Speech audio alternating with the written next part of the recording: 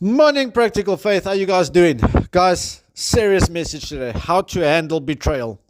How do we handle betrayal? And this is a message. I mean, we in Genesis 37, we with Joseph. I think most of us know the story of Joseph.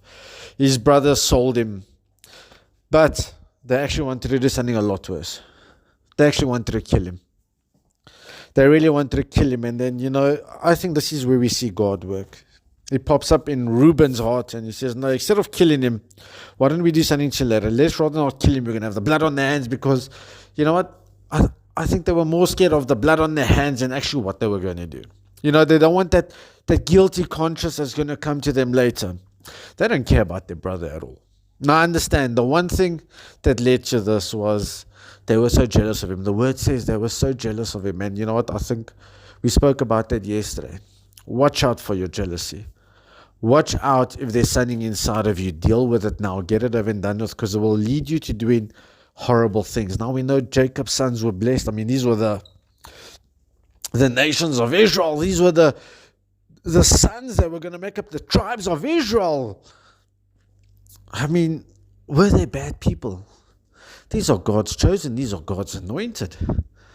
It's through their father Isaac, through their father Israel. So you start seeing here now. They had their moment. You know what? They were jealous. He was bragging. Look, I'm not going to put Joseph in a bad light here. But sometimes we must watch our words. Because a lot of times we like to look good. And you know what? It just drives people to dislike us even more. Now, I've got a testimony on that. That back in the days, back in the bar days, the days when I was so far from Christ, I would go to a local pub. I used to live in Potch that time. And at that time, it was a frequent thing. And there was a manager there at the bar that obviously, if you go to a place often enough, you get to know the people. You get to know them personally. You get to sit and visit with them because you're there. And this was for about more than a year. And then this specific person stood up. Well, not stood up. They actually left to America. They went to go get a job actually au pairing in America.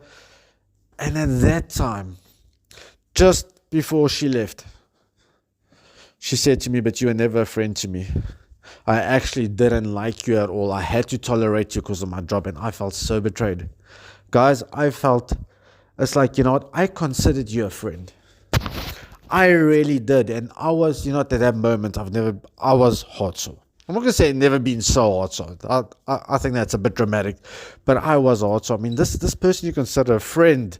I mean, you've visited with so much, yes, in the wrong context, in a bar, but we actually became personal friends where we actually would do stuff outside the bar, with a whole bunch of us. We were actually a bunch of friends, and this person just comes and betrays me like that.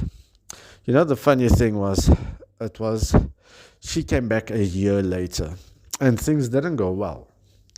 And for some reason, while she worked a contract and she couldn't get through the next contract, she couldn't get over again.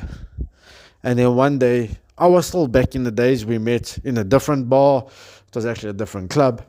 And when she saw me, she felt so ashamed and she said sorry. And I just said, leave it. I walked away. I said, no, it's fine. You know what? And you could see the regret on her face.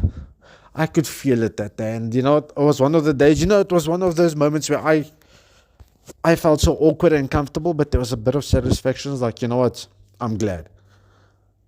Because, it's the last person I wanted to see. It's the last person I didn't want to talk to. I actually forgot about her then until she came back. But you know what? After that, I just said, I want nothing to do with you. And that is what betrayal does. But over time, forgave her. No idea what's happened to her ever. But you kind of see where you must watch what you're doing, because these type of actions can take you on the wrong path. Now, yes, it's easy to always play the victim and say, but this is what other people did to me. What are you doing?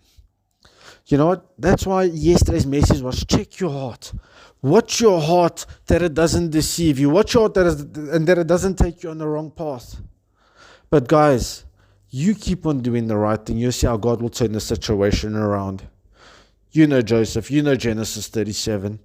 You know that he was sold. They actually wanted to kill him. They wanted a far worse punishment for him, but God stopped him and said no. See, the Lord worked this out. He was working in the background the whole time. But it's how we handle the situation. Guys, blessings. We'll carry on with this message tomorrow.